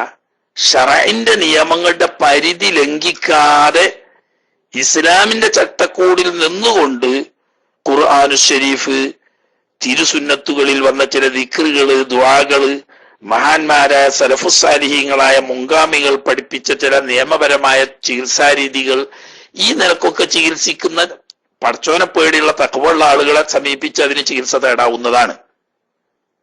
തങ്ങളാണ് അല്ലെങ്കിൽ മോല്യാരാണ് എന്ന് കരുതിയിട്ട് എല്ലാരെയും സമീപിക്കാൻ പറ്റൂല. ചില ആളുകൾ പൈസ കിട്ടിയാൽ എന്തും ചെയ്യും. വേറെ ചില ആളുകൾ കുറച്ചൊക്കെ ചികിത്സിച്ചിട്ട് നമ്മളോട് കഴിയൂല, നിങ്ങൾ ആ നമ്പൂരിന്റെ അടുത്തൊന്ന് പോയി നോക്കി, അല്ലെങ്കിൽ ആ പണിക്കരുടെ അടുത്തൊന്ന് പോയി നോക്കി, അല്ലെങ്കിൽ ആ പാണന്റെ അടുത്തൊന്ന് പോയി നോക്കി എന്ന് പറഞ്ഞിട്ട് പണിക്കരുടെ അടുത്തേക്കും നമ്പൂതിരിന്റെ അടുത്തേക്കും പാണന്റെ അടുത്തേക്കും പൂജ ചെയ്യിക്കാനും ശിർക്കും കുഫറും ചെയ്യിക്കാനും വേണ്ടി പറഞ്ഞയക്കുന്ന ചില കള്ളന്മാരുണ്ട്. ആ കള്ളന്മാര് മോചാരായാലും അല്ലെങ്കിലും അത്തരക്കാരെ സമീപിക്കാൻ പാടുള്ളതല്ല. ഇസ്ലാം എന്ന് പുറത്തുപോയി കാഫറാകാൻ സഹായിക്കുന്നവരാണ്. അവരാദ്യം തന്നെ കാഫറായിട്ടുണ്ട്. അതുകൊണ്ട് നിങ്ങളെ കാഫറാക്കാൻ വേണ്ടിയിട്ട് അവർ ശ്രമിക്കുകയും ആണ്.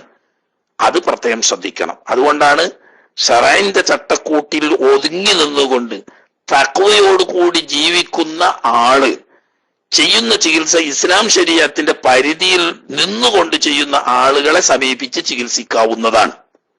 അത് ഖുർആൻ കൊണ്ട് ചികിത്സിക്കുന്നവരുണ്ട്, ദിക്ർ ദുആകളെ കൊണ്ട് ചികിത്സിക്കുന്നവരുണ്ട്. അതുപോലെ തന്നെ ഖുർആനിലോ സുന്നത്തിലോ അല്ലെങ്കിൽ മുൻഗാമികളായ സലഫുസ്സാലിഹീങ്ങളോ പഠിപ്പിച്ച ദിക്ർ ദുആ ചികിത്സകളെ കൊണ്ടൊക്കെ ചികിത്സിക്കലുണ്ട്. ഒക്കെ പറ്റും. ഒന്ന് രണ്ട് ചെയ്തിട്ട് നിങ്ങൾ നമ്പൂരിന്റെ അടുത്തേക്ക് പോയിക്കോളി, അല്ലെങ്കിൽ പണിക്കരുടെ അടുത്ത് പോയിക്കോളി, അല്ലെങ്കിൽ പാണന്റെ അടുത്തേക്ക് പോയിക്കോളി എന്ന് പറയുന്നവരെ വിശ്വസിക്കാൻ പാടില്ല. അവർ സ്വയം കാഫറായിരിക്കുന്നു, മറ്റുള്ളവരെ കാഫറാക്കുകയാണ് എന്ന് മനസ്സിലാവും. എന്താ? ശിർക്ക് ചെയ്യാൻ വേണ്ടിയിട്ട് മോമിനികളെ പറഞ്ഞയക്കുന്നവൻ അവൻ കുഫ്രിയത്ത് കൊണ്ട് ഇഷ്ടപ്പെടല്ലേ? കുഫ്രി കൊണ്ട് ഇഷ്ടം ഇസ്ലാം എന്ന് പുറത്തു പോകൂലേ? പിന്നെ ഓനെ മോചാരാണെന്ന് പറഞ്ഞിട്ട് എന്താ കാര്യം? അപ്പൊ അത് പ്രത്യേകം ശ്രദ്ധിക്കുക. ഇസ്ലാം ശരീഅത്ത് ചികിത്സിക്കാനാണെങ്കിലും അതിനൊരു പരിധി വെച്ചിട്ടുണ്ട്. ആ പരിധിന്റെ അപ്പുറം പോകാൻ പാടില്ല. അപ്പൊ അങ്ങനെ പോയ സുഖാറുല്ലോ ഉസ്താദേന്ന് എല്ലാ സൂക്കോടും മാറ്റാൻ അള്ളാഹു ഏറ്റിട്ടില്ല. അള്ളാഹു വേണ്ടി വെച്ചതേ മാറുള്ളൂ. ശറഈന്റെ പരിധിയിൽ നിന്നുകൊണ്ട് ചികിത്സിക്കുക. ശറഈന്റെ പരിധിയിൽ നിന്നുകൊണ്ട് ചികിത്സിച്ചിട്ട് മാറുന്നില്ലെങ്കിൽ അള്ളാഹുത്തആല അയാളുടെ പരലോകത്തെ ഗുണം ഉദ്ദേശിച്ചുകൊണ്ട് ഒരു പരീക്ഷണാർത്ഥം കൊടുത്തതാണെന്ന് മനസ്സിലാക്കി അത് ക്ഷമിക്കുക. അത് സ്വർഗം കിട്ടാൻ കാരണമാവും. നേരെ മറിച്ച് ഷിർക്കിനും കുഫറിനും പോയി കാഫിരീങ്ങളെയും മുശ്രിക്കീങ്ങളെയും സമീപിച്ച് കണ്ട പൂജാകർമ്മങ്ങളും ഷിർക്കിന്റെ പ്രവർത്തനങ്ങളും ചെയ്തുകൊണ്ട് രോഗം മാറിയാൽ ആഖിറം നഷ്ടപ്പെട്ട് കാഫറായി ചത്തുപോകും. പിന്നെ സൂക്കേട് മാറിയോണ്ട് കാര്യമൊന്നും ഉണ്ടാവില്ല. അപ്പോ അങ്ങനെയുള്ള പടച്ചോനെ പേടിയുള്ള ഖുർആനിലും സുന്നത്തിലും സലഫു സ്വാലിഹീങ്ങളുടെ ചര്യയിലും മാതൃകയുള്ള ഇസ്ലാം അനുവദിച്ച ഹലാലായ ചികിത്സ അത്തരക്കാരായ ആളുകളെ സമീപിച്ച് ചെയ്യാവുന്നതാണ്. അല്ലാത്ത ശിർക്കിന്റെയോ കുഫ്രിയത്തിന്റെയോ കാര്യങ്ങൾ ഉൾക്കൊള്ളുന്ന ചികിത്സ ചെയ്യാനോ അത്തരക്കാരെ അടുത്തേക്ക് പറഞ്ഞു വിടുന്ന ആളുകളെ അടുത്ത് ചികിത്സ തേടി പോകാനോ പാടുള്ളതല്ല.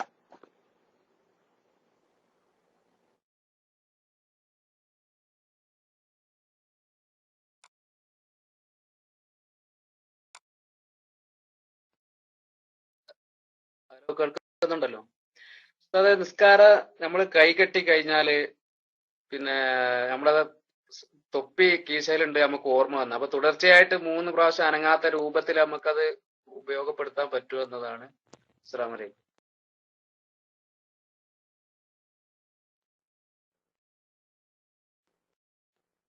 അലൈക്കും.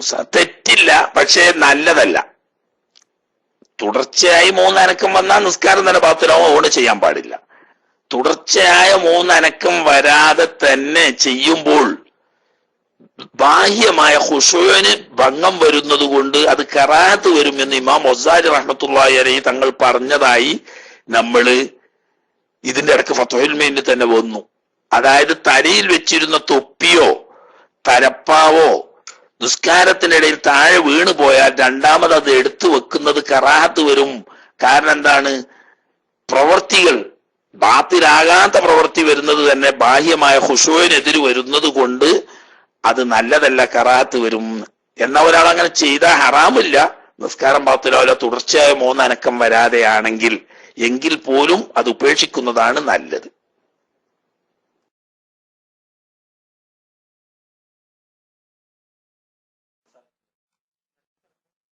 അസ്സലാമു അലൈക്കും. ഒരു സംശയം ഉസ്താദേ. ഇപ്പോ മിഷ്കാത്തിൽ ഒരു ഹദീസിലുണ്ട്, നബി സല്ലല്ലാഹു അലൈഹി വസല്ലമ നിസ്കാരത്തില് വാൽക്കണ്ണിട്ട് നോക്കിയിട്ടുണ്ട്. അപ്പോ അങ്ങനിട്ട് നോക്കിയിട്ടുണ്ട് എന്ന് പറയുമ്പോ അത് അങ്ങനെ നമ്മൾ നോക്കല് കറാഹത്താണ്. അപ്പൊ നബി സല്ലല്ലാഹു അലൈഹി വസല്ലമ നോക്കിയത് അത് കറാഹത്തായി പരിഗണിക്കോ എന്നുള്ളതാണ് ചോദ്യം.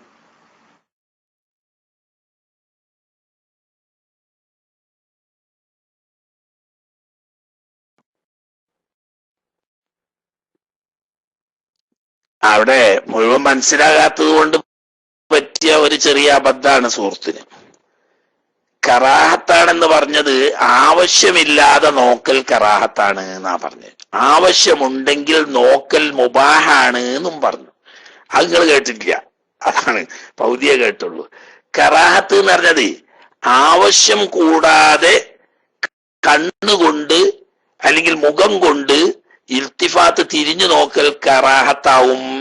മുഖം കൊണ്ട് തിരിഞ്ഞു നോക്കൽ കറാഹത്താവും. കണ്ണുകൊണ്ട് തിരിഞ്ഞു നോക്കൽ, കണ്ണുകൊണ്ട് മാത്രം രഹാൾ കൊണ്ട് മാത്രം നോക്കൽ മുബാഹാണ് എന്നും പറഞ്ഞു. മഹാനായ നബി സല്ലല്ലാഹു അലൈഹി വസല്ലം തങ്ങൾ കണ്ണുകൊണ്ടല്ല മുഖം കൊണ്ട് തന്നെ തിരിഞ്ഞു നോക്കിയിരുന്നു. അതിന് കാരണ സഹിതം ആ ഹദീസ് നാളെ നമ്മളിവിടെ വിശദീകരിച്ചു. അത് നിങ്ങൾ കേൾക്കാത്തത് കൊണ്ടാ. ഒരു യാത്രാവേളയിൽ, യുദ്ധം കഴിഞ്ഞുള്ള യാത്രാവേളയിൽ ശത്രുവിന്റെ ഭീഷണിയുള്ള ഒരു സ്ഥലത്ത് വിശ്രമിക്കാൻ വേണ്ടി നബി സല്ലല്ലാഹു അലൈഹി വസല്ലം തങ്ങളും സഹാബത്തും ക്യാമ്പ് ചെയ്തപ്പോൾ ഒരു സ്വഹാബിയെ രാത്രി പാറാവിന് വേണ്ടി ഏൽപ്പിച്ച് തൊട്ടടുത്തുള്ള ഒരു കുന്നിൽ നിർത്തിയിരുന്നു. സുബഹി നിസ്കരിച്ചു കൊണ്ടിരിക്കുന്നതിനിടയിൽ അദ്ദേഹം വരുന്നുണ്ടോ എന്നറിയാൻ വേണ്ടി ആ ഭാഗത്തേക്ക് കൂടെ കൂടെ നബി സല്ലല്ലാഹു അലൈഹി വസല്ലം തങ്ങൾ തിരിഞ്ഞു നോക്കിയിരുന്നു. ആ ഹദീസ് വെച്ചുകൊണ്ട് നമ്മൾ അന്ന് തന്നെ പറഞ്ഞതാണ്, ഹാജത്തുണ്ടെങ്കിൽ ആവശ്യത്തിന് വേണ്ടിയാണെങ്കിൽ തിരിഞ്ഞു നോക്കൽ ഹലാലാണ്, ആവശ്യമില്ലാതെ തിരിഞ്ഞു നോക്കൽ കറാഹത്താണ്. നബി സല്ലല്ലാഹു അലൈഹി വസല്ലം തങ്ങൾ അവിടെ തിരിഞ്ഞു നോക്കി വളരെ അടിയന്തരമായ ആവശ്യമുള്ളത് കൊണ്ടാണ് അത് ഹലാലാണ്, അത് കറാഹത്തല്ല. നബി സല്ലല്ലാഹു അലൈഹി വസല്ലം തങ്ങളുടെ ജീവിതത്തിൽ ഒരിക്കലും കറാഹത്ത് വരൂലട്ടാ. വിരോധിക്കപ്പെട്ട കാര്യം എന്നാണല്ലോ കറാഹത്തിന്റെ അർത്ഥം. നബി സല്ലല്ലാഹു അലൈഹി വസല്ലം തന്നെയല്ല, സൂക്ഷ്മമായി പരിശോധിച്ചാൽ റസൂലുള്ളാഹി സ്വല്ലല്ലാഹു അലൈഹി വസല്ലം തങ്ങളുടെ പ്രവർത്തികളെല്ലാം ഫർളാണ് എന്ന് കാണാം. സുന്നത്ത് പോലും അവിടുത്തെ ജീവിതത്തിൽ കാണാറില്ല, ഫർള. എന്താ കാരണം എന്ന് വെച്ചാല് ലിതുബയ്യിന ലിന്നാസി മാ നുസില ഇലൈഹിം എന്ന് ഖുർആൻ പറഞ്ഞിട്ടുണ്ട്. എല്ലാ കാര്യങ്ങളും തങ്ങളിലേക്ക് വഹി അറിയിക്കാൻ കാരണം ജനങ്ങൾക്ക് അവരിലേക്ക് ഇറക്കപ്പെട്ട ദീനിന്റെ വിധിവിലക്കുകൾ അവിടെ നിന്ന് ബയാൻ ചെയ്തു കൊടുക്കാൻ വേണ്ടിയിട്ടാണ്. അപ്പൊ നബി സല്ലല്ലാഹു അലൈഹി വസല്ലം തങ്ങൾ ഹലാലായ കാര്യം ചെയ്യുന്നുണ്ടെങ്കിൽ അത് ഹലാലാണെന്ന് ജനങ്ങൾക്ക് പഠിപ്പിച്ചു.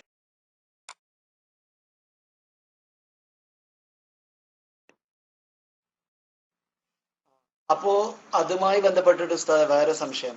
ഇപ്പോ നമ്മൾ ആവശ്യം ഉണ്ടെങ്കിൽ നോക്കാന്നില്ലല്ലോ.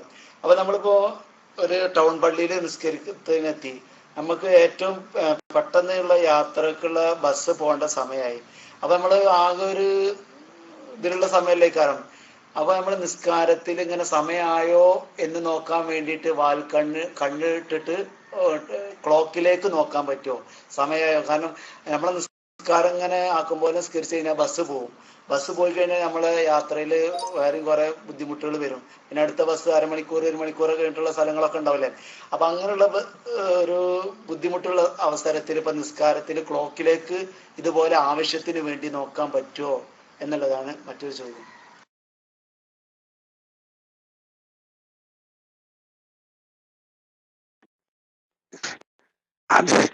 അത് സുഹൃത്തെ മറ്റൊരു ചോദ്യമല്ല, അപ്പറഞ്ഞ തന്നെ പെട്ട്.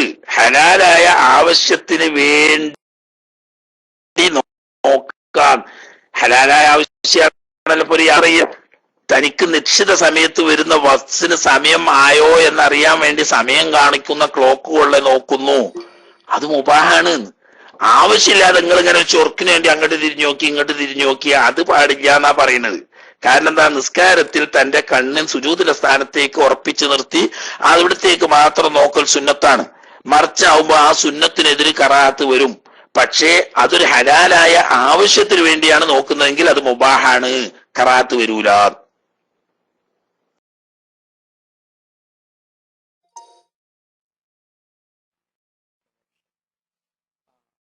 അപ്പൊ അങ്ങനെയാണല്ലോ ഉസ്താദേ. അപ്പൊ അതുമായി ബന്ധപ്പെട്ടിട്ട് മറ്റൊരു സംശയം.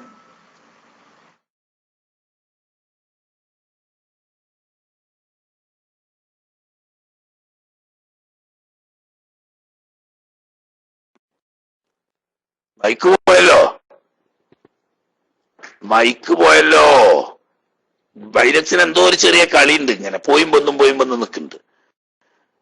മൈക്ക് എടുത്തോളി, ആ മൈക്ക് പോയതാണ്.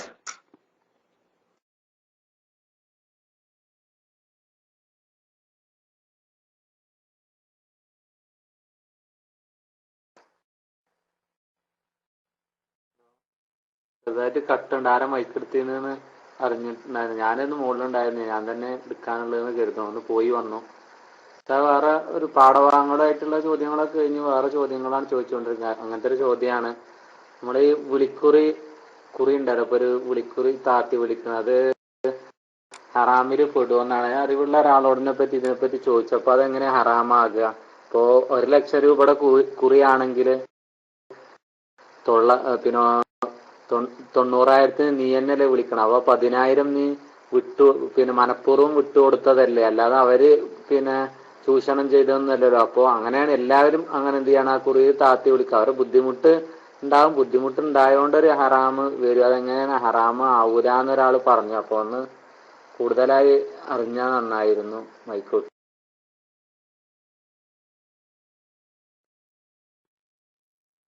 അതൊക്കെ ഹറാമിനെ സഹായിക്കുന്ന സഹായികളായിരിക്കും ആ പറയുന്നതൊക്കെ.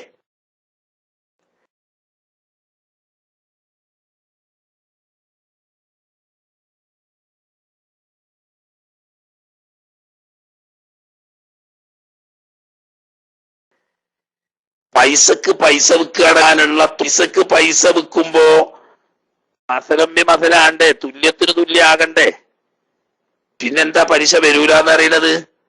1000 കൊടുത്തിട്ട് 1100 വാങ്ങൽ പലിശ ആയതുപോലെ 1 ലക്ഷം കൊടുത്തിട്ട് 90,000 വാങ്ങലും പലിശ തന്നെയാണ്.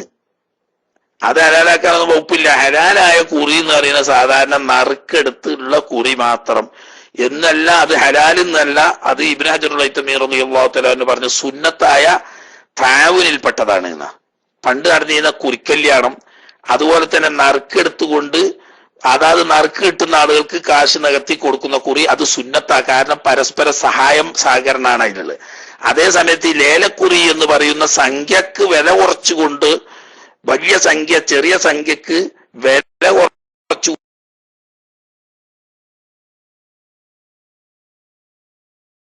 കൊണ്ട് വിൽക്കുന്ന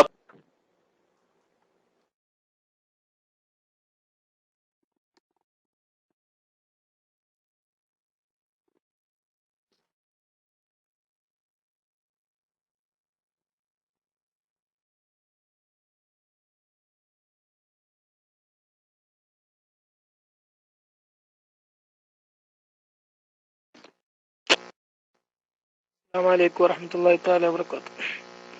അത് ചോദ്യം കഴിഞ്ഞതാണോ, ഉത്തരം പറഞ്ഞു കഴിഞ്ഞതാണോ, മൈക്ക് വിട്ടാണോ, ആർക്കെങ്കിലും അറിയോ ഉസ്താദ്? ഇല്ലല്ലേ? എന്നാലും ഞാൻ ഉസ്താദിനെ വേണ്ടിയിട്ട് ഞാൻ മൈക്ക് റിലീസ് ചെയ്യാണ്. ഇൻഷാ അല്ലാഹ് ഉസ്താദിന് വേണ്ടിയിട്ട് തന്നെ മൈക്ക് റിലീസ് ചെയ്യാം. അസ്സലാമു അലൈക്കും വറഹ്മത്തുള്ളാഹി. അത് കഴിഞ്ഞിട്ട് ഞാൻ മൈക്ക് എടുക്കും.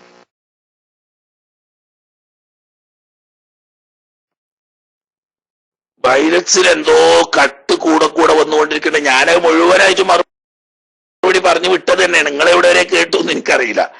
ഏതായാലും ഒറ്റ വാക്കിൽ രണ്ടാമതോടും പറയാ, ശരിക്ക് ലേലക്കുറി നടക്കുന്നത് വലിയ സംഖ്യയെ ചെറിയ സംഖ്യക്ക് വിൽക്കുക എന്ന് പറയുന്ന പണത്തിന് പണം വിൽക്കുകയും അതിൽ ഏറ്റക്കുറവ് വരികയും ചെയ്യുക എന്ന് പറയുന്ന ശുദ്ധ പലിശയാണ്.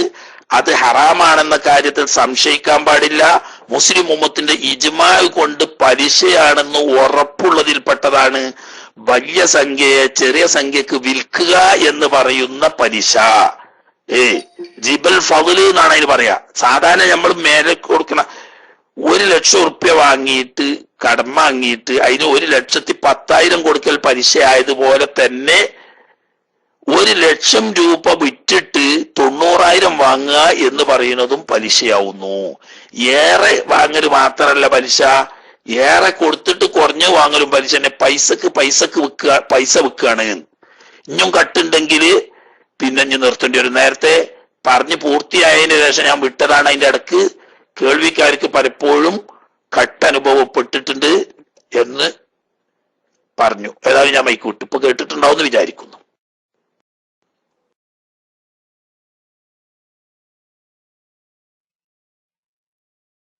അസ്സലാമു അലൈക്കും വറഹ്മത്തുള്ളാഹി വബറകാതുഹു. സൗണ്ട് ക്ലിയർ ഉണ്ടോ? എനിക്കുണ്ടായി പറഞ്ഞൊരു കട്ട്. ഓക്കെ.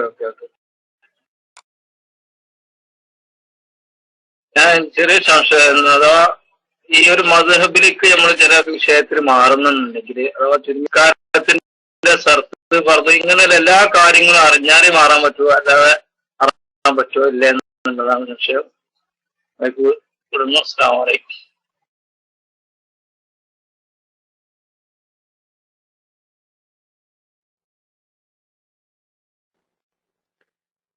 മദ്ഹബ് മാറണമെങ്കിൽ നമ്മൾ ഏത് വിഷയത്തിലാണ് മാറുന്നതെങ്കിൽ ആ വിഷയത്തിൽ നമ്മൾ മാറാൻ പോകുന്ന ആ മദ്ഹബിൽ എങ്ങനെയാണ് അത് ചെയ്യേണ്ടത് നമുക്കറിയണം.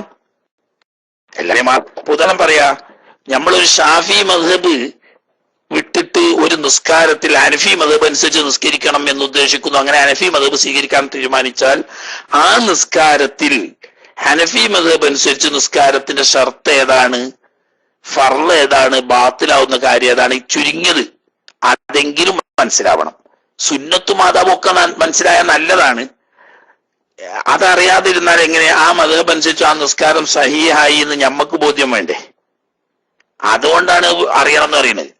എന്ന് പറഞ്ഞാൽ ആ മദ്ഹബ് അനുസരിച്ച് അവൻ ചെയ്യുന്ന നിസ്കാരത്തിന്റെ ഷർത്തുകളും ഫർളുകളും സഹീഹാവുകയും ബാത്തിലാവുന്ന കാര്യം വരാതിരിക്കുകയും വേണം. അപ്പൊ അതറിയാത്തവന് പിന്നെ എങ്ങനെ ഇപ്പൊ ഷർത്തൊത്തോ ഫർദുകൾ പൂർത്തിയായോ അല്ലെങ്കിൽ ബാത്തിലാവുന്ന വല്ല കാര്യങ്ങളും വന്നോന്ന് അറിയാം. അതറിയാൻ ഞാൻ നിസ്കാരം സഹിയാവൂല. അവിടെ പ്രശ്നം.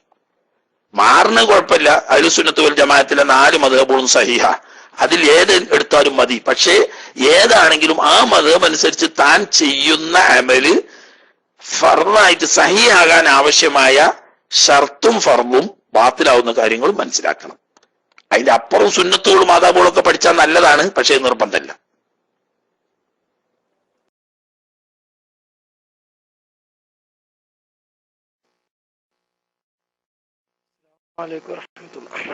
അബൂ റിഫാത്ത് ഉസ്താദ് ക്ഷമിക്കണം കേട്ടോ ഉസ്താദ്, ഞാൻ മുകളിലായിരുന്നു. ഞാൻ നേരത്തെ ചെറിയൊരു ആവശ്യത്തിന് വേണ്ടിയിട്ട് മൈക്ക് എടുത്തപ്പോൾ പിന്നെ താഴ്ത്തു വന്നു. ഉസ്താദെ ഞാനേ ഫിഖ് മസലപരമായിട്ടുള്ളൊരു വിഷയമല്ല ഉസ്താദെ, ഞാനൊന്നും ചോദിക്കണം എന്ന് കരുതി, ഒരു ചാൻസ് കിട്ടാത്തതുകൊണ്ടാണ് ഇങ്ങനെ മൈക്കിൽ തിരക്കാകുമ്പോൾ.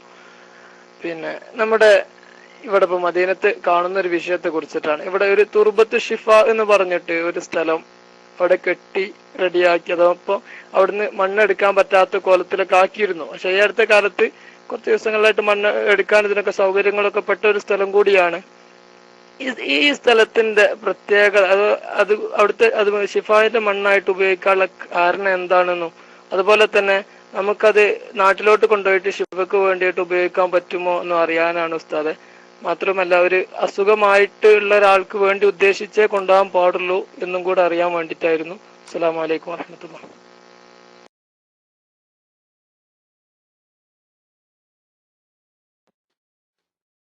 ഓക്കെ, ഒരു സമയം ഒഴിവുള്ള സമയത്ത് ചോദിക്കേണ്ടി. ഇപ്പൊ സമയം ബാങ്ക് കൊടുക്കാനായി തുടങ്ങി. 5 മിനിറ്റിൽ താഴെയുള്ള സമയമാണ് ബാങ്ക് കൊടുക്കാനുള്ളത്. അതുകൊണ്ട് ഇൻഷാ അല്ലാഹ് നമുക്ക് പിന്നീട് ഒരിക്കൽ പറയാം. കുറെ ഈ ആളുകളൊക്കെ തോന്നുള്ളവരൊക്കെ ചോദിക്കാൻ പേര് ബാങ്ക് കൊടുക്കാൻ സമയത്താ. ഇനി ഒരു 2-3 മിനിറ്റ് സമയമൊക്കെ പരമാവധി നേടാൻ കഴിയും.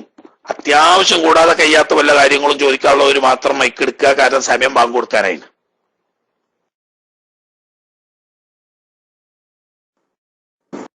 അസ്സലാമു അലൈക്കും വറഹ്മത്തുള്ളാഹി വബറകാതുഹു. സൗണ്ട് ക്ലിയർ ആണെന്ന് മനസ്സിലാക്കുന്നു. ഒരാളുടെ ഒരു ചോദ്യമാണ്, അയാളുടെ ഭാര്യ 3 പ്രാവശ്യം തലാക്ക് ചൊല്ലിയാ പിന്നെ വേറെ ആൾ വിവാഹം കഴിച്ചാൽ അതിന്റെ യുദ്ധം കഴിഞ്ഞിട്ടാണ് മടക്കിയെടുക്കാൻ പറ്റുള്ളൂ. എന്നാൽ ഇയാള് പിന്നെ വേറെ ആള് എന്ത് ചെയ്തിട്ടില്ല, തലാക്ക് ചൊല്ലി വേറെ ആള് വിവാഹം ചെയ്തിട്ടില്ല, അവര് തമ്മിലുള്ള ബന്ധമൊന്നും ഇല്ലാതെ തന്നെ ഇയാൾ ഭാര്യയായി സ്വീകരിക്കുന്നു എന്ന് വെക്കുക. എന്നാല് ഈ പിന്നെ വിവാഹ അതിനുള്ള പിന്നെ രണ്ടാമത് നിക്കാഹ് ചെയ്താൽ ശരിയാവുമോ? ആ നിയമം പാലിക്കാതെ രണ്ടാമത് നിക്കാഹ് ചെയ്താൽ ശരിയാവുമോ എന്നാണ് അദ്ദേഹത്തിന്റെ ചോദ്യം. മൈക്ക് റിലീസ് ചെയ്യുന്നു. അസ്സലാമു അലൈക്കും വറഹ്മത്തുള്ളാഹി.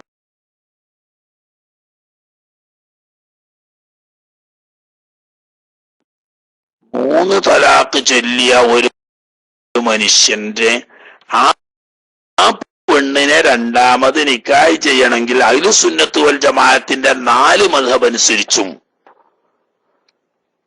അതിൽ മദ്ഹബ് വ്യത്യാസമില്ല, ഈ മനുഷ്യൻ ത്വലാഖ് ചൊല്ലിയ ഇദ്ദ കഴിയുകയും ആ ഇദ്ദ കഴിഞ്ഞതിന് ശേഷം മറ്റൊരു ഭർത്താവ് നിക്കാഹ് ചെയ്യുകയും അവർ തമ്മിൽ ശാരീരിക ബന്ധത്തിൽ ഏർപ്പെടുകയും ചെയ്തതിനു ശേഷം സ്വമേധയാ അയാൾ ത്വലാഖ് ചൊല്ലുകയും എന്നിട്ട് അയാളിൽ നിന്നിട്ടുള്ള തലാഖിന്റെ ഇദ്ദ കഴിയുകയും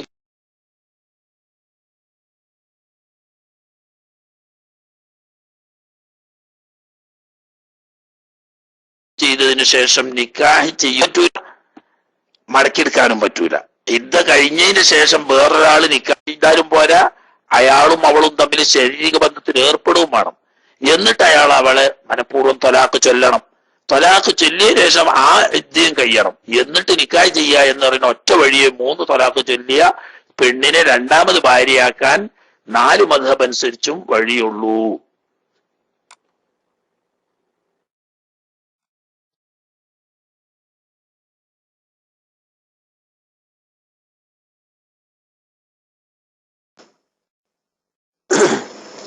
ഹലോ, അസ്സലാമു അലൈക്കും. കേൾക്കുന്നുണ്ടോ?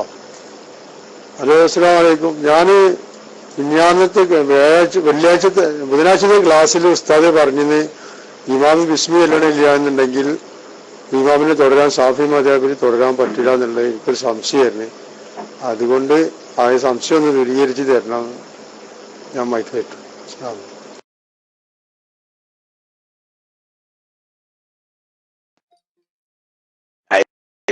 സംശയം ഇമാമ് ബിസ്മോദിൽ ഓർമ്മ ആ ഇമാമിനെ തുടർന്ന് നിസ്കരിച്ചാൽ ഷാഫി മദ്ഹബുകാരുടെ നിസ്കാരം സഹിയാവൂല. അയാൾ ബിസ്മി ഇടണമെന്ന് നമുക്ക് ഉറപ്പ് വേണമെന്നില്ല. അയാൾ ബിസ്മി ഓതിയിട്ടില്ല എന്ന് ഉറപ്പുണ്ടെങ്കിൽ അയാളെ തുടർന്നാൽ മൗമൂമിന്റെ നിസ്കാരം ബാത്തിലാണ്. രണ്ടാമത് തലക്ക് നിസ്കരിക്കണം. ഓക്കെ, സമയം ബാങ്ക് കൊടുത്ത് തുടങ്ങാൻ പോകുന്നു. ഇനി ഒറ്റപ്പടി മുന്നോട്ട് കൊണ്ടുപോകാൻ ഇന്ന് തൽക്കാലം നിവൃത്തിയില്ല. ഇൻഷാ അല്ലാഹ് റബ്ബ് തൗഫീഖ് ചെയ്താൽ നാളെ വീണ്ടും കാണാം. അല്ലാഹു സുബ്ഹാനഹു വ തആല കബൂലാക്കുമാറാകട്ടെ. തെറ്റുകുറ്റങ്ങളും വീഴ്ചകളും വന്നു പോകുന്നുണ്ടെങ്കിൽ അല്ലാഹു തആല പുറത്തു മാപ്പാക്കി തരുമാറാകട്ടെ. അവന്റെ ദീനിൽ നാഫിയായ ഇൽമു തന്ന് അവൻ നമ്മളെ അനുഗ്രഹിക്കുമാറാകട്ടെ. എല്ലാവിധ ബുദ്ധിമുട്ടുകളിൽ നിന്നിട്ടും വിഷമങ്ങളിൽ നിന്നിട്ടും പ്രയാസങ്ങളിൽ നിന്നും അല്ലാഹു തആല സലാമത്താക്കട്ടെ. രോഗികളുടെയും ബുദ്ധിമുട്ടുകാരുടെയും എല്ലാ ബുദ്ധിമുട്ടുകളും രോഗങ്ങളും അല്ലാഹു തആല നീക്കി റാഹത്തും സലാമത്തും നൽകുമാറാകട്ടെ. മക്കളില്ലാത്തവർക്ക് അല്ലാഹു തആല സ്വാലിഹായ സന്താനങ്ങളെ നൽകി അനുഗ്രഹിക്കുമാറാകട്ടെ. ഗർഭിണികൾക്ക് അല്ലാഹു തആല സുഖപ്രസവം നൽകി അനുഗ്രഹിക്കുമാറാകട്ടെ. മക്കളെ അല്ലാഹു തആല സ്വാലിഹീങ്ങളിൽ ഉൾപ്പെടുത്തി അവർക്ക് നാഫിയായ ഇൽമു കൊണ്ട് അല്ലാഹു തആല ഉന്നത സ്ഥാനത്തെത്തിച്ചു കൊടുക്കുമാറാകട്ടെ.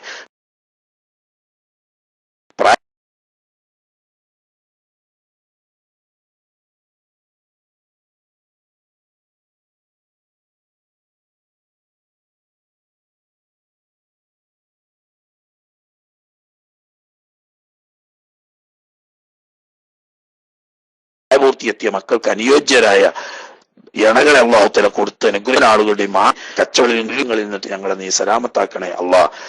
റബ്ബെ കൊണ്ട് കൊറോണ വൈറസിന്റെ ആക്രമണത്തിൽ നിന്നിട്ട് മുസ്ലിംത്തെ മൊത്തം നീ കാത്തു രക്ഷിക്കണേ റഹ്മാനെ. എല്ലാവിധ ബുദ്ധിമുട്ടുകളും വിഷമങ്ങളിൽ നിന്നിട്ട് നീ സലാമത്താക്കണേ അല്ലാഹ്.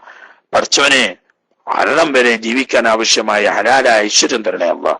സുജൂദ് ചെയ്യാനും നിസ്കരിക്കാനുള്ള ആഫിയത്ത് നിലനിർത്തി തരണേ പഠിച്ചവനെ. അവസാനം മരണം ഹൈറാവുന്ന സമയത്ത് നല്ല സ്ഥലത്ത് നല്ല സമയത്ത് നല്ല ആളുകളുടെ സാന്നിധ്യത്തിൽ ഹക്കടപാടുകൾ വീട്ടി വസിയത്ത് പറഞ്ഞ് ഓർമ്മയോടുകൂടി ലാ ഇലാഹ ഇല്ലല്ലാഹ് എന്ന കലിമ ചൊല്ലി ഹുസ്നുൽ ഖാത്തിമത്തിന്റെ മൗത്ത് തരണേ അല്ലാഹ്. ഞങ്ങളുടെ ഖബറിടം നീ സ്വർഗ്ഗത്തോപ്പാക്കണേ റഹ്മാനെ.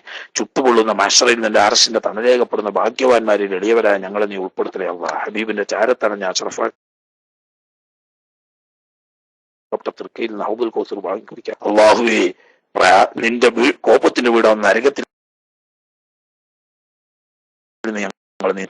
നീലാത്തുപാലം മിന്നൽ വേഗം വിട്ടുകിടന്ന് നിന്റെ റഹ്മത്തിന്റെ വീടാവുന്ന ജന്നാത്തുൽ ഫിർദൗസിന്റെ അംബിയാ ഉലിയാ സ്വാലിഹീങ്ങളുടെ ജവാറിൽ ഞങ്ങളെ നീ ഒരുമിച്ച് കൂട്ടി നിന്റെ ലിഖാ കണ്ട് ആനന്ദിക്കാൻ ഭാഗ്യം തരണേ അല്ലാഹ്. അതുപോലെ ഞങ്ങളെ മാതാപിതാക്കൾ, ഉപ്പാപ്പമാര്, ഉമ്മാമ്മമാര്, അമ്മോശന്മാര്, അമ്മായിമ്മമാര്, ഭാര്യ, മക്കൾ, സഹോദര സഹോദരിമാർ, കൂട്ടുകുടുംബങ്ങൾ, ഉസ്താദന്മാര്, മശായിഖന്മാര്, ശിഷ്യന്മാര്, ശരീക്കന്മാര്, ഭക്ഷണം തന്നവര്, വസ്ത്രം തന്നവര്, മറ്റ് സഹായ സഹകരണങ്ങളും ഒത്താശയും ചെയ്തു തന്നവർ, ഞങ്ങളോട് ദുആ വസിയത്ത് ചെയ്ത ഞങ്ങൾ ഏറ്റെടുത്ത ദീനിന്റെ പേരിൽ ഞങ്ങളെ സ്നേഹിക്കുന്ന എല്ലാ മൂമിനും മൂമിനാത്തുകളെയും ഈ കൂട്ടത്തിൽ നീ ഉൾപ്പെടുത്തണേ റഹ്മാനെ. റബ്ബനാ തഖബ്ബൽ മിന്നാ ഇന്നക അൻതസ് സമീഉൽ അലീം വതുബ് അലൈനാ ഇന്നക അൻതത് തവ്വാബുർ റഹീം വഗ്ഫിർ ലനാ യാ ഗാഫിറൽ മുദ്നിബീൻ വർഹംനാ ബിറഹ്മതിക യാ അർഹമർ റഹീമീൻ ബിഫദ്ലി സ്വല്ലല്ലാഹു അലാ മുഹമ്മദ് സ്വല്ലല്ലാഹു അലൈഹി വസല്ലം സ്വല്ലല്ലാഹു അലാ മുഹമ്മദ് സ്വല്ലല്ലാഹു അലൈഹി വസല്ലം അല്ലാഹുമ്മ സ്വല്ലി അലാ മുഹമ്മദ് യാ റബ്ബി സ്വല്ലി അലൈഹി വസല്ലം സ്വല്ലി അലാ ജമീഇൽ അൻബിയാഇൽ മുർസലീൻ വൽഹംദുലില്ലാഹി റബ്ബിൽ ആലമീൻ. ദുആ വസിയത്തോടെ അസ്സലാമു അലൈക്കും വറഹ്മത്തുള്ളാഹി വബറകാതുഹു.